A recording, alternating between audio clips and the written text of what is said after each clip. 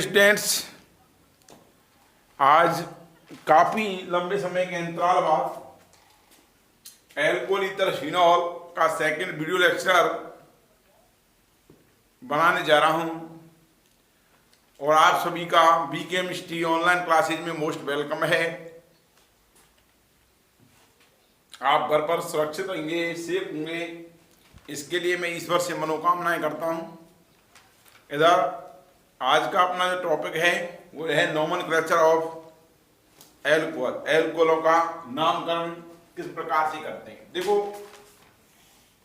Alcohol के नामकरण की तीन पद्धतियां हैं। एक तो है सामान्य पद्धति, दूसरी है आईयूपीएसी पद्धति और तीसरी है व्युत्पन्न पद्धति। तो कई बार तीनों पद्धतियों के बारे में अपने को व्युत्पन्न पद्धति को नहीं पढ़ाते हैं कई लोग, तो मैं आपको तीनों सामान्य पद्धति, व्युत्पन्न पद्धति और आईयूपीएसी पद्धति तीनों के बारे में चर्चा करेंगे। ठीक, तो सबसे फर्स्ट ऑफ ऑल सबसे पहले है पढ़ा रहा हूं आपको सामान्य पद्धति, इसको बोलते हैं जनरल सिस्टम।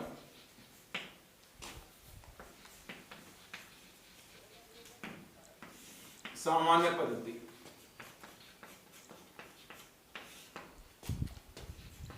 देखो, सामान्य पद्धति के अंदर एल्कोहलों को एल्किल एल्कोहल के नाम से जाना जाता है। किसके नाम से? एल्किल एल्कोहल के नाम से जाना जाता है सामान्य पद्धति के अंदर। एल्किल एल्कोहल के नाम से जानते हैं, अर्थात इनको एल्किल एल्कोहल कहते हैं। जैसे कि CH3OH है तो इसको मेथिल एल्कोहल बोलेंगे, मेथिल एल्कोहल। इधर C2H5OH है तो इसको बोलेंगे एथिल एल्कोहल।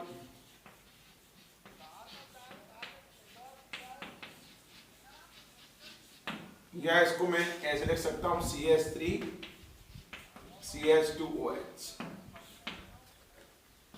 इधर CH2CH2OH ये नॉर्मल प्रोपिल समूह है तो इसको बोलेंगे नॉर्मल प्रोपिल एल्कोहल।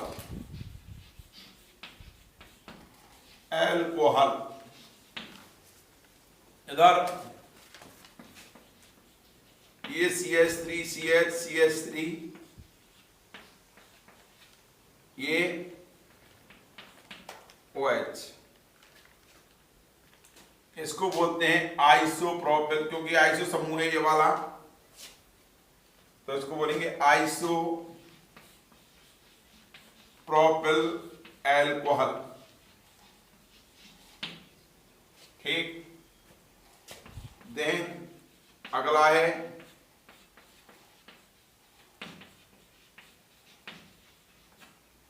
इसका नाम होगा आइसोब्यूटिल एल्कोहल, क्योंकि आइसोब्यूटिल समूह है।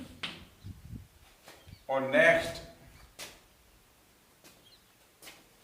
ये CH3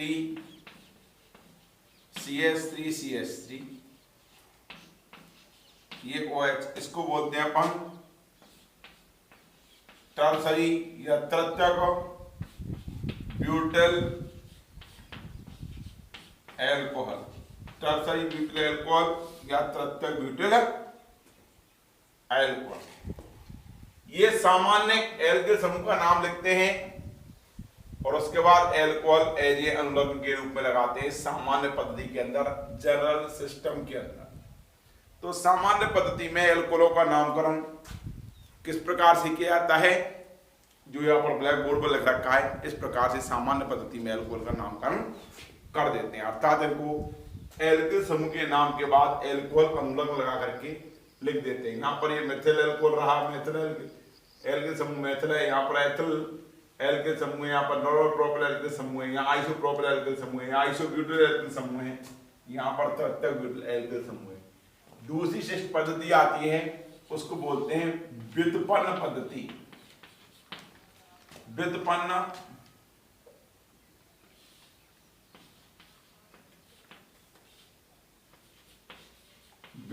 पद्धति देखो व्युत्पन्न पद्धति के अंदर जो एल्कोहल है इसको किस नाम से जानेंगे?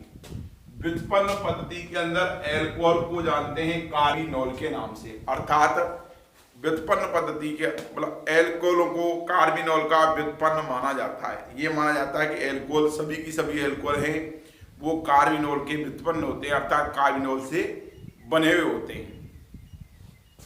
तो व्युत्पन्न पद्धति में एल्कोहलों को कार्बिनॉल के नाम से पुकारा जाता है। किसका नाम जानते हैं? कार्बिनॉल। तो जो एल्कोहलों का पहला सदस्य होता है मेथिल एल्कोहल, इस मेथिल एल्कोहल को बोलते हैं कार्बिनॉल। क्या बोलते हैं? मेथिल एल्कोहल को कार्बिनॉल। और यह माना जाता है कि सब और जो भी एल्कोहल्स हैं वो इस मेथिल एल्कोहल से ही बने होते हैं, अर्थात इससे ही बने होते हैं।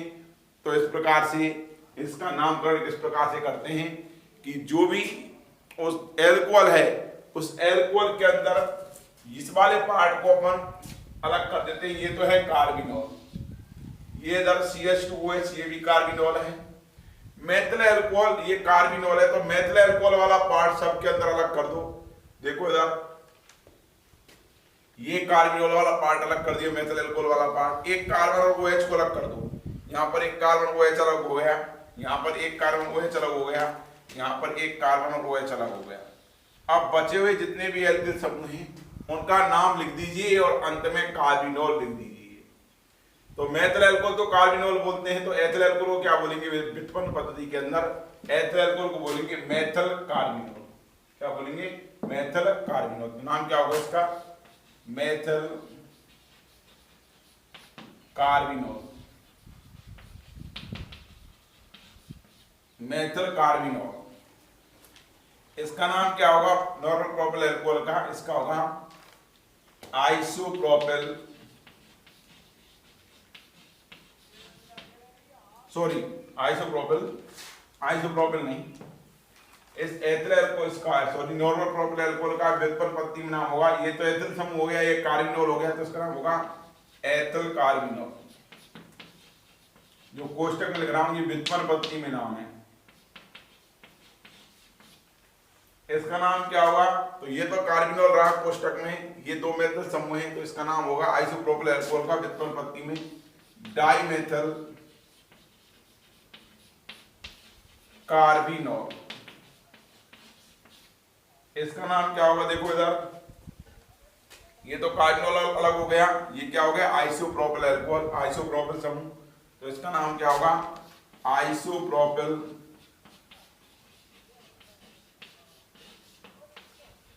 कार्बिनॉल। इधर इसका नाम क्या होगा? तीन मेथिल समूह अलग अलग हैं, तो इसका नाम होगा ट्राइमेथिल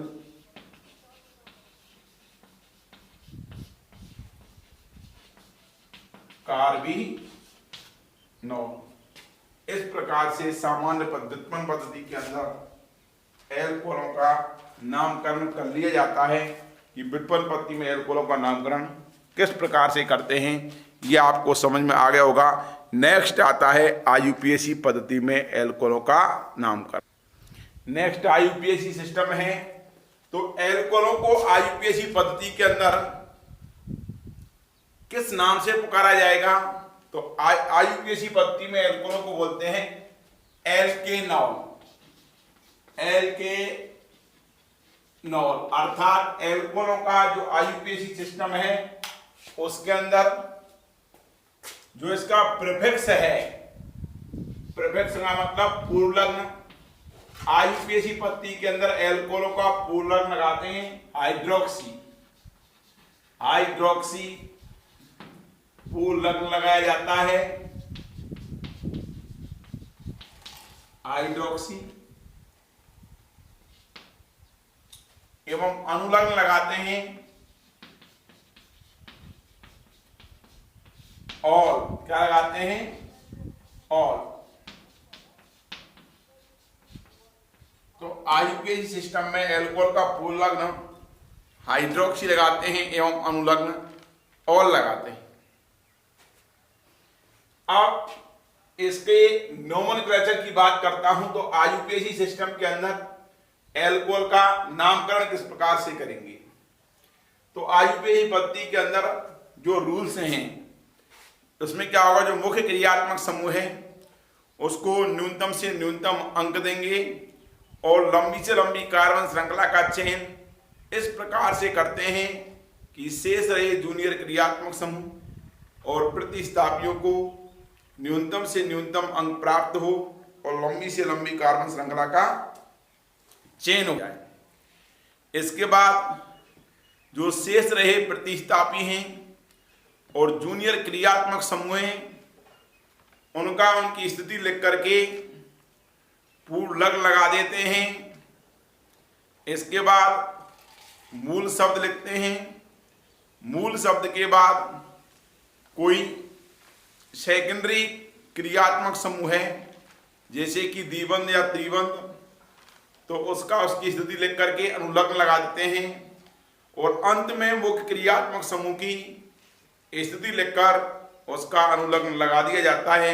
ये आयुपेशी सिस्टम से किसी भी कार्बनिक यौगिक का अपन नामकरण कर सकते हैं।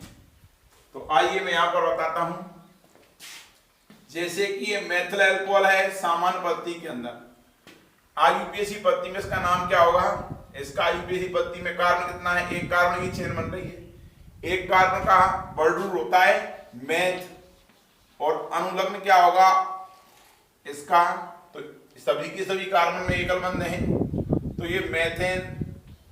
एन क्या होगा इसका द्वितीय क्रियात्मक समूह का अनुलग्न। मुख्य क्रियात्मक समूह क्या है यहाँ पर OH है। तो मेथेन तो इसमें क्या है संतृप्त हाइड्रोकार्बन, इसलिए इसको मेथेन बोला है। और इसका जो अनुलग्न क्या होगा ऑल, तो इसका नाम आयुपेशी नाम क्या होगा मेथेनॉल। ई हटा करके एन में से ई हटा करके OL लगा देते हैं। इसी प्रकार से दो कार्बन की चेन है तो इसको बोलते हैं एथिल अल्कोहल। आयुपेशी पद्धति में नाम क्या होगा इसका एथेनॉल। इसी प्रकार से ये आइसोप्रोपिल अल्कोहल है, इसका आयुपेशी पद्धति के अंदर नाम क्या होगा 1 2 3। 3 कार्बन की चेन सेलेक्ट हो रही है तो 3 कार्बन की चेन क्या होती है प्रोपेन। इधर 3 कार्बन की चेन प्रोपेन है। उसके बाद मुख्य क्रियात्मक समूह क्या है OH है तो इसका होगा प्रोपेन 2-ऑल या 2-प्रोपेनॉल या 2-प्रोपेनॉल। बात एक ही है। यहां पर एन है वो प्रोप तो क्या है वर्ड है, एन क्या है द्वितीय क्रियात्मक समूह का अनुलग्न है और मुख्य क्रियात्मक समूह क्या है OH, इसका अनुलग्न कराते हैं ऑल। इसके बाद CH2 CH2 ये OH OH OH। सामान्य नाम ग्लिसरॉल है इसका। सामान्य नाम क्या है ग्लिसरॉल। तो कई बार पूछ लेते हैं ग्लिसरॉल का आयुपेशी नाम लिखिए। ग्लिसरॉल का आयुपेशी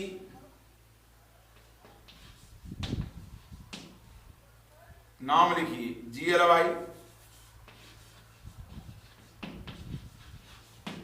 ग्लिसरॉल का आयुपेशी नाम लिखिए। तो इसका सामान्य नाम तो क्या है ग्लिसरॉल। आयुपेशी नाम क्या होगा, नंबरिंग कर दूं 1 2 3।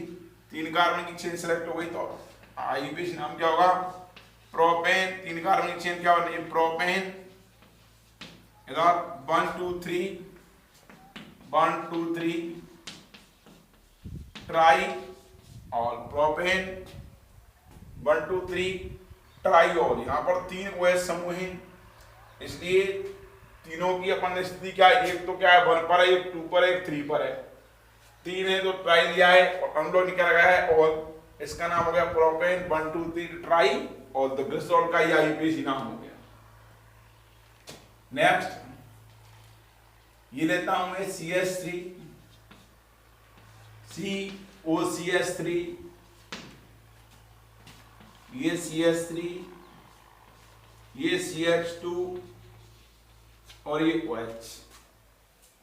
ये कोई कार्बनिक यौगिक है, इसके अंदर मुख्य क्रियात्मक समूह कौन सा है? OH है।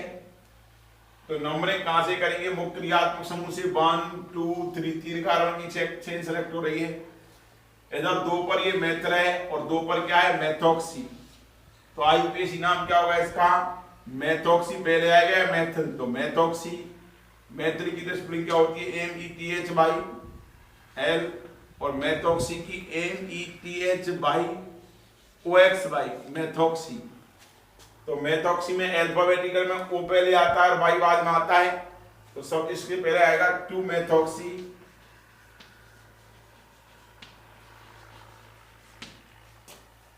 2 मेथिल। कितने कार्बन की चेन बनी? 3 कार्बन की। ये प्रोपेन, एक पर क्या है? मुख्य क्रियात्मक समूह है तो 1।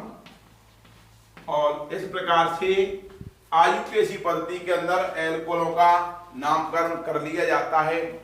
मैं दोबारा से बोल रहा हूं नियम को। सबसे पहले मुख्य क्रियात्मक समूह को छांटते हैं। मुख्य क्रियात्मक समूह को न्यूनतम से न्यूनतम अंक देंगे। उसके बाद लंबी से लंबी कार्बन श्रृंखला का चयन करते हैं। लंबी से लंबी कार्बन श्रृंखला का चयन इस प्रकार से करते हैं कि जूनियर क्रियात्मक समूह और प्रतिस्थापियों को न्यूनतम से न्यूनतम अंक मिले।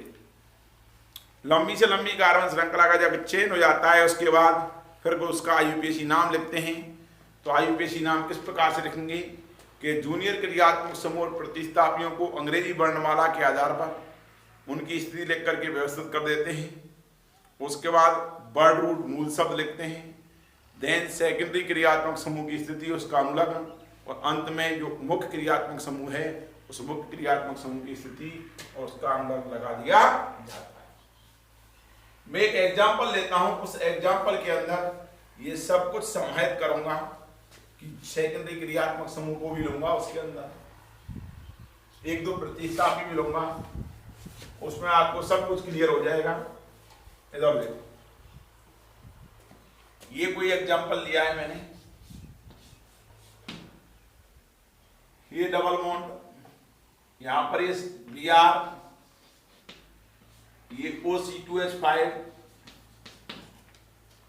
इधर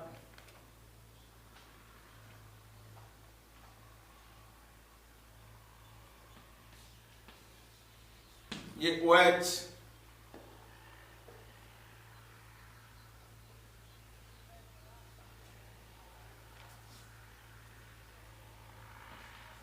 ये NH2,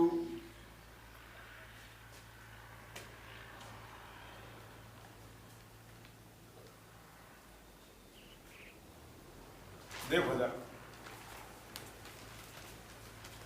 इसका अगर आईयूपीएसी नाम लिखें अपन तो सबसे पहले क्या करेंगे? नंबरिंग। नंबरिंग इसमें देखेंगे मुख्य क्रियात्मक समूह को। तो क्रियात्मक समूह कौन कौन से? एक तो OH क्रियात्मक समूह है और एक NH2 क्रियात्मक समूह है। तो यहां पर मैंने इसको पहला क्रियात्मक समूह कौन सा है? OH, इसको अंडरलाइन कर दिया। दूसरा क्रियात्मक समूह कौन सा? NH2, इसको अंडरलाइन कर दिया।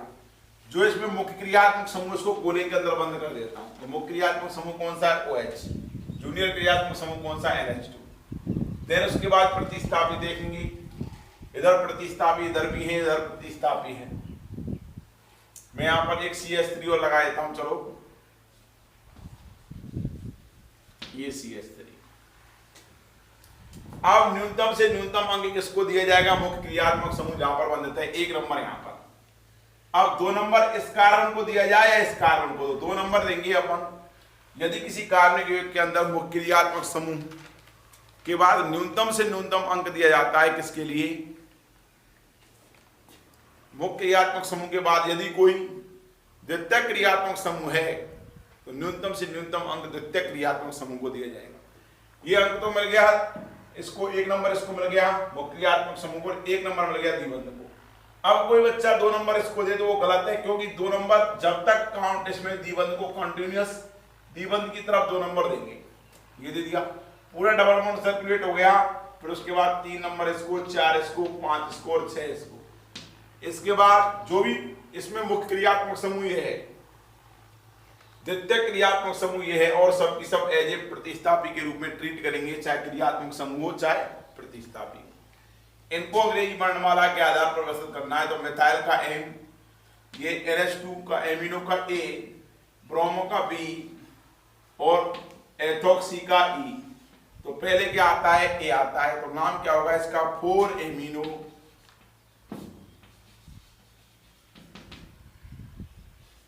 4 एमिनो, इधर 6 ब्रोमो,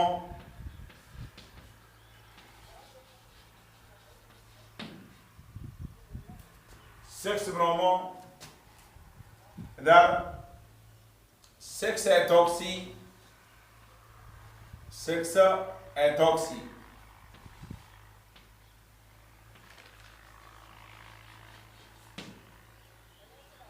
उसके बाद 3 मेथल,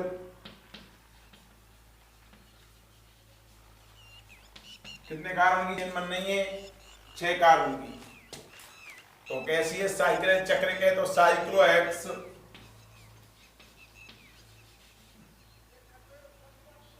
उसके बाद द्वितीय क्रियात्मक समूह क्या? द्विबंधु साइक्लोहेक्स, ये कोई पे 1 इन और एक प्रमुख क्रियात्मक समूह है तो 1 और ये इसका यूपीएससी नाम होगा, करेक्ट।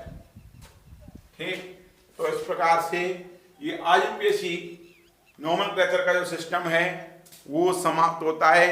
देन इसके बाद आएगा method of preparation of alcohol. उसके बाद आता है एल्कोहल बनाने की विधि। तो एल्कोहल बनाने की विधि पर इसके बाद अपन नेक्स्ट चर्चा करेंगे कि एल्कोहल का प्रिपरेशन किस प्रकार से किया जाता है। तो इसके बाद नेक्स्ट है method of preparation of alcohol, alcohol बनाने की विधि। देखो मेथड ऑफ प्रिपरेशन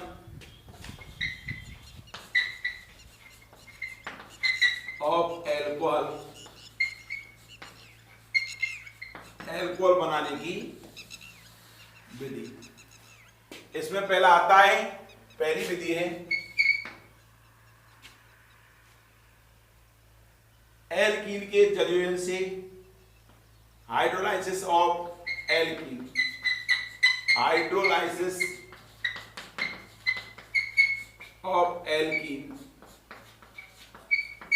इसको बोलते हैं एल्कीन के जलयोजन से, एल्कीन के जल योजन से। देखो इधर हाइड्रोलाइसिस ऑफ एल्कीन, एल्कीन के जल योजन से। तो देखो एल्कीन का जल योजन दो प्रकार से क्या आता है। पहला आता है डायरेक्ट एडिशन ऑफ वाटर,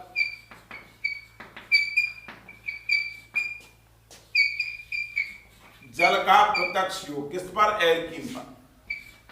पहला है इसमें जल का प्रत्यक्ष योग, किस पर? एल्कीन पर। एल्कीन का जल योजन दो प्रकार से होता है, डायरेक्ट एडिशन ऑफ वाटर और दूसरा आता है इनडायरेक्ट एडिशन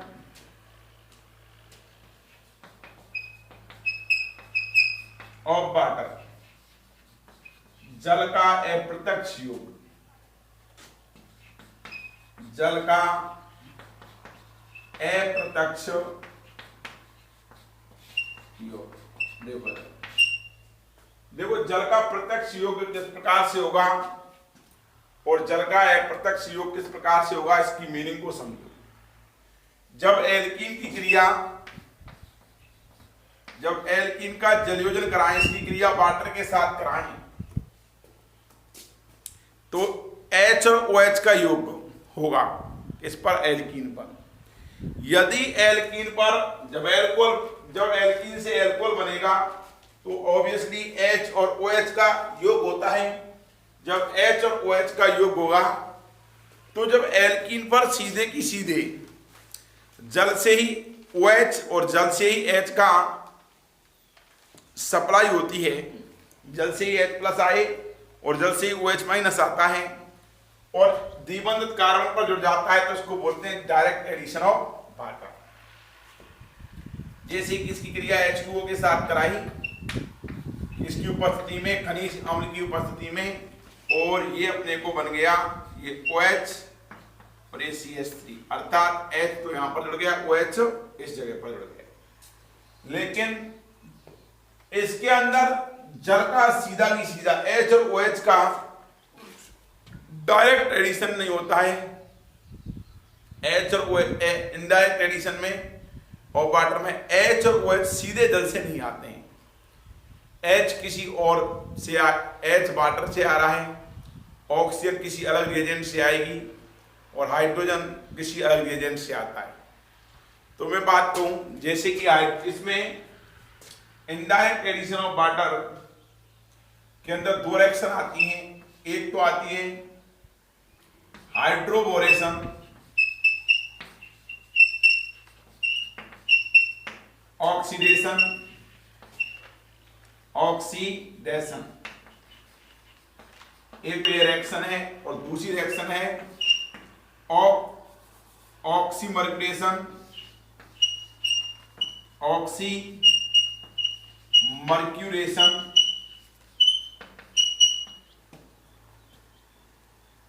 डीमर्क्यूरेशन।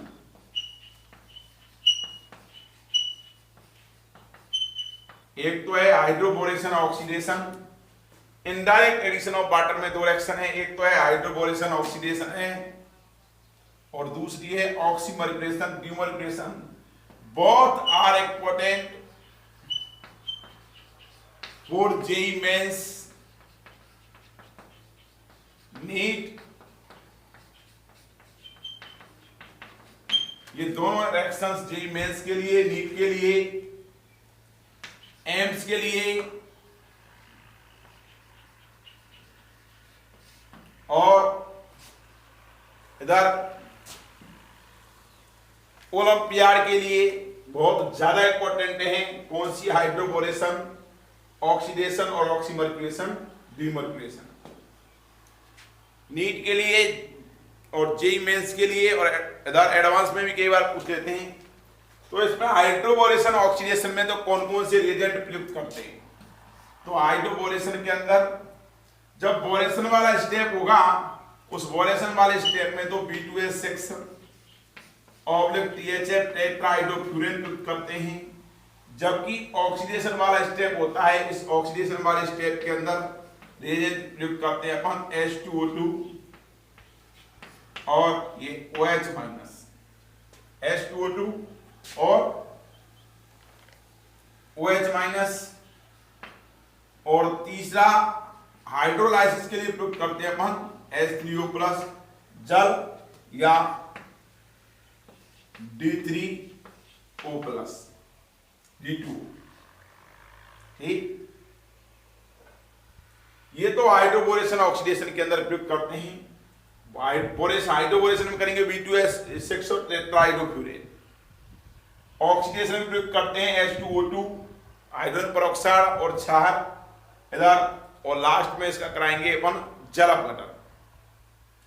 इधर ऑक्सीमर्क्यूरेशन, डीमर्क्यूरेशन के अंदर जो रिएजेंट प्रयुक्त करते हैं, इसमें जो पहला रिएजेंट लेते हैं वो है मर्क्यूरिक एसीटेट, OCH3 का ऑल्ट्राइज मर्क्यूरिक एसीटेट, और क्या प्रयुक्त करते हैं? मर्क्यूरिक एसीटेट पहला, एक तो मर्क्यूरिक एसीटेट प्रयुक्त करते हैं, दूसरा सोडियम बोरोहाइड्राइड। मर्क्यूरिक एसीटेट जो प्रयुक्त करते हैं ये अपने काम में आता है किसके अंदर? ऑक्सीमर्क्यूरेशन के अंदर काम आता है मर्क्यूरिक एसीटेट। ऑक्सीमर्क्यूरेशन के काम कौन आता है? मर्क्यूरिक एसीटेट और जल। ऑक्सीमर्क्यूरेशन में काम आता है मर्क्यूरिक एसीटेट और जल। और डीमर्क्यूरेशन में काम आता है सोडियम बोरोहाइड्राइड। तो ये तो हाइड्रोबोरेशन ऑक्सीडेशन का रिएजेंट्स रहे और ये ऑक्सीमर्क्यूरेशन डीमर्क्यूरेशन के रिएजेंट्स रहे। इन रिएजेंटों से की क्रिया जब एल्कीन के साथ कराई जाती है तो एल्कीनों से एल्कोहल का संश्लेषण होता है, विथ मैकेनिज्म बताएंगे। और जहां पर एल्कोहल जो बनेगा तो उसमें H और OH का योग इनडायरेक्ट एडिशन होगा। इनडायरेक्ट क्यों बोला है? क्योंकि जल से सीधे की सीधे H और OH नहीं आकर के इन रिएजेंटों से H और OH सप्लाई होते हैं इधर, जबकि डायरेक्ट एडिशन ऑफ वाटर में सीधे की सीधे H और OH माइनस जल से सप्लाई होते हैं। तो सबसे पहले अपन देखते हैं डायरेक्ट एडिशन ऑफ वाटर किसके अंदर, एल्कीनों पर सीधा जल का योग। एल्कीनों के हाइड्रोलाइसिस में एल्कीन के जलयोजन में अपन पहले स्टडी करते हैं किसकी, डायरेक्ट एडिशन ऑफ वाटर की। मैं इधर देखता हूं, इसको बाद में पढ़ेंगे अपन। तो पहला पढ़ रहा हूं डायरेक्ट एडिशन ऑफ वाटर।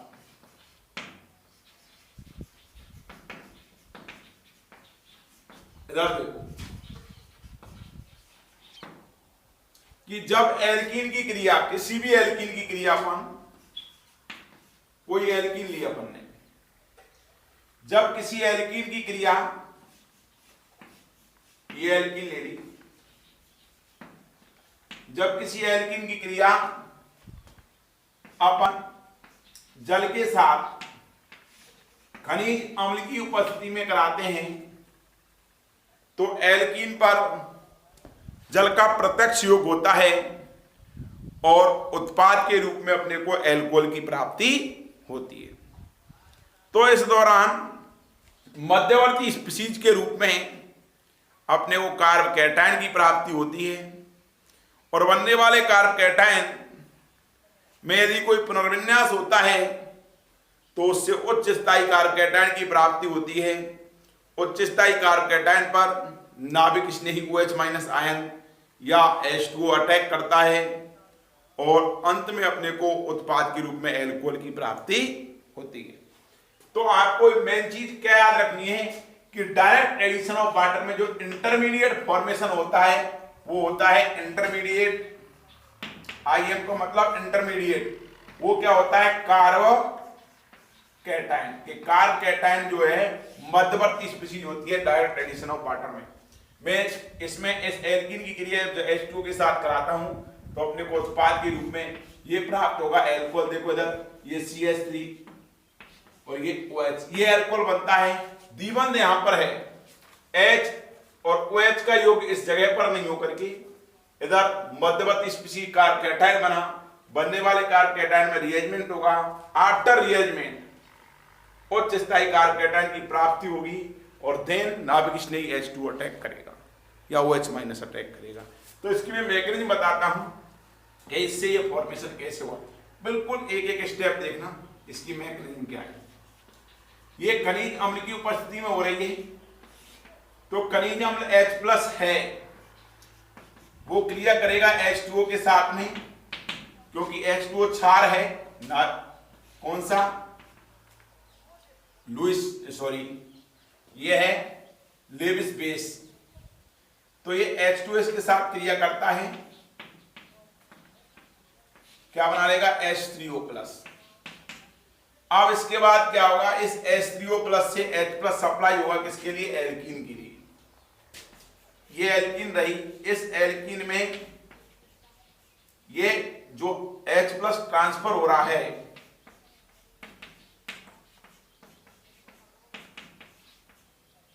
इधर, ये इलेक्ट्रॉन सप्लाई यहां पर होंगे, नेगेटिव चार्ज जाएगा क्योंकि इसका लग रहा है +H इफेक्ट और +I।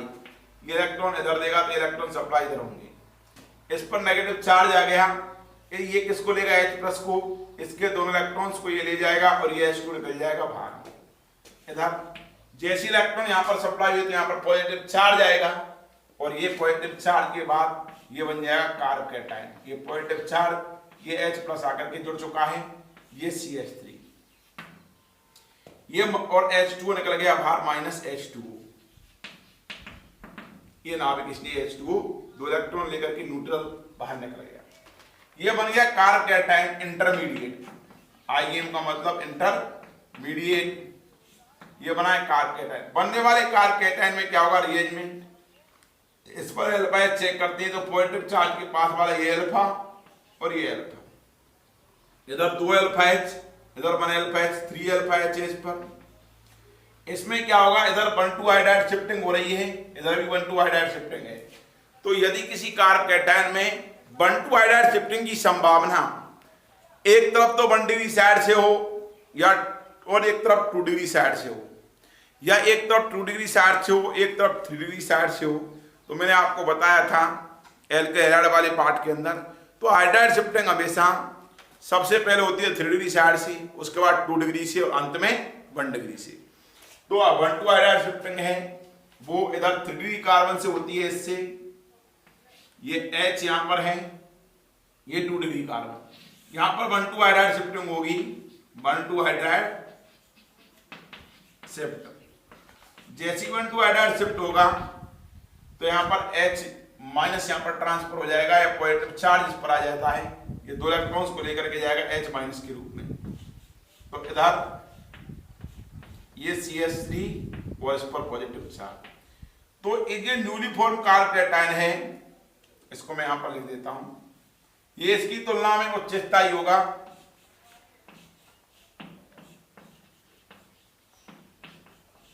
यहां पर अल्फा एच कितने हैं, 3, 2, 5 और ये अल्फा एच 7, तो 7 अल्फा एच है। देन इसके ऊपर H2 जो है, जो न्यूक्लियोफाइल है, H2 अटैक करता है, इस जगह पर अटैक करेगा, जैसे ही अटैक करता है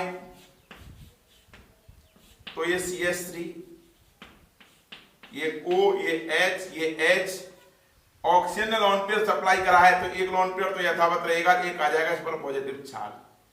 अंत में क्या होगा, ये 2 इलेक्ट्रॉन्स को छोड़ करके ये H+ निकल जाता है, H+ जो खनिज हमने लिया है वो वापस से निकल जाएगा, ये -H+, ये जब H+ जैसे ही निकलता है तो अपने को उत्पाद के रूप में क्या प्राप्त हो जाएगा, इधर देखो आप, ये H+ निकल चुका है, इधर ये CH3 और इससे जब H+ निकला है, यहां पर क्या बच गया, OH, तो उत्पाद के रूप में अपने को इसका फॉर्मेशन हो गया। इसका आयुपेशी नाम क्या होगा, 1, 2, 3, 4, 5 और ये 6, इसका आयुपेशी नाम होगा 1-मेथिल साइक्लोहेक्सेन, क्योंकि सबकी सब बंद क्या है, एकल है, साइक्लोहेक्सेन 1 और इस प्रकार से एल्कीन पर प्रत्यक्ष जल का डायरेक्ट एडिशन हो जाता है और जल के डायरेक्ट एडिशन से अपने को एल्कोहल की प्राप्ति हो जाती है। तो आपको वापस से मैं रिपीट करता हूं कि एल्कीन पर जब जल का सीधा की सीधा योग कराते हैं तो मध्यवर्ती स्पीशीज के रूप में अपने को किसकी प्राप्ति होगी, कार्ब कैटायन की प्राप्ति होती है, क्योंकि डायरेक्ट एडिशन ऑफ वाटर में H+ का खनिज अम्ल की उपस्थिति में क्रिया होगी तो अपने को मध्यवर्ती स्पीशीज के रूप में कार्ब कैटायन बनेगा। बनने वाले कार्ब कैटायन में पुनर्विन्यास होगा, पुनर्विन्यास के पश्चात उच्च स्थायी कार्ब कैटायन की प्राप्ति होती है और उच्च स्थायी कार्ब कैटायन जो बनता है उस पर H2 अटैक करता है, अंत में उससे H+ का निष्कासन होगा और उत्पाद के रूप में अपने को एल्कोहल की प्राप्ति होगी। ये अपने ये बता दिया है डायरेक्ट एडिशन। इसका मैं दूसरा एग्जांपल लेता हूं डायरेक्ट एडिशन ऑफ वाटर का ही, इधर की साइड में देखो आप, ये लिया मैंने सेकंड एग्जांपल, ये एल्कीन रही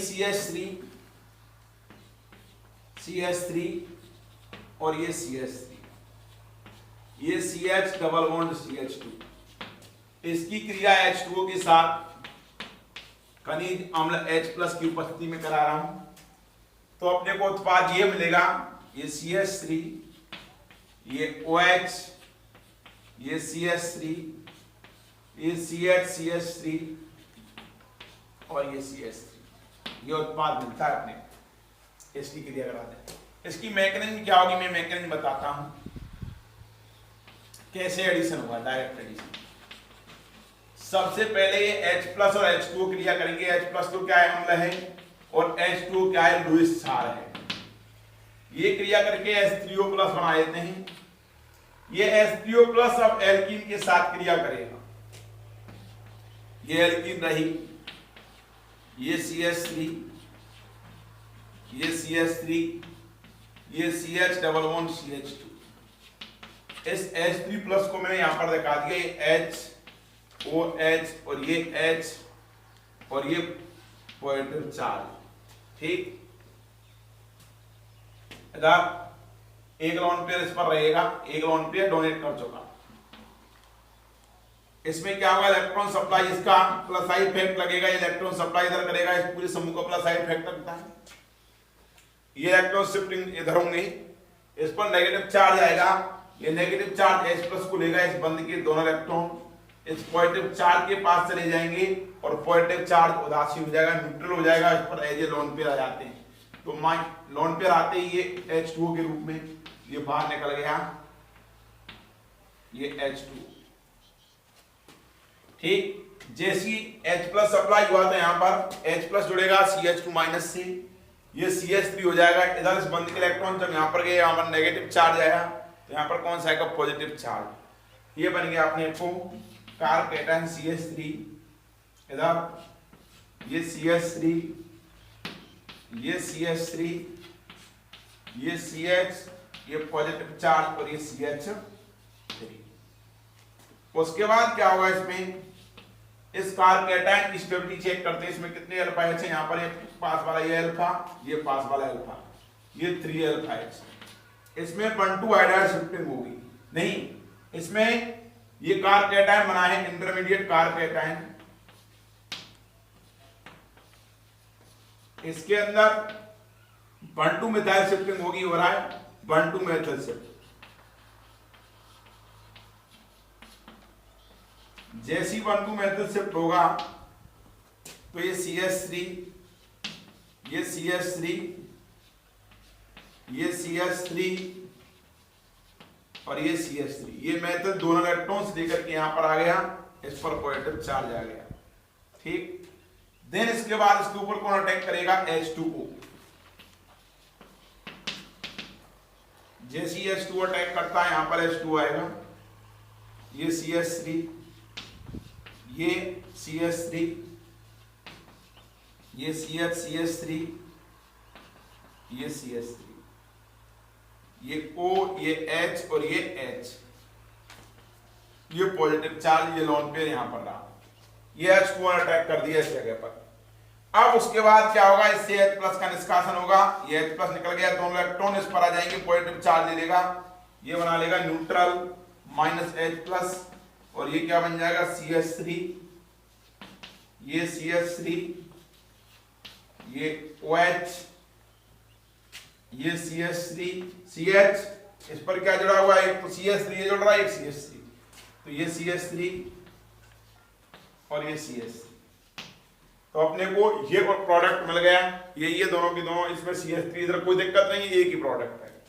IUPAC नाम लिखें तो इसमें नंबरिंग कहां से होगी, इधर से 1 2 3, ये 4, तो इसका IUPAC नाम क्या होगा, इधर 2 पर और 3 पर ये मेथिल है, तो इसका IUPAC नाम होगा 2 3 डाइमेथिल। कितने कार्बन की चेन बननी है, 4 की, 2 3 डाइमेथिल, तो ब्यूटेन 2 ऑल, 2 पर क्या है OH ग्रुप है, तो ब्यूटेन 2 ऑल होगा, 2 3 डाइमेथिल ब्यूटेन 2 ऑल। इस प्रकार से direct addition of water alkene पर कंप्लीट होता है। देन अपन नेक्स्ट जो चर्चा करेंगे वो है इनडायरेक्ट एडिशन ऑफ वाटर पर, कि एल्कीन पर इनडायरेक्ट एडिशन ऑफ वाटर किस प्रकार से होता है, उसकी चर्चा नेक्स्ट क्लास में करेंगे आपके लिए। ठीक, वो है इनडायरेक्ट एडिशन ऑफ वाटर।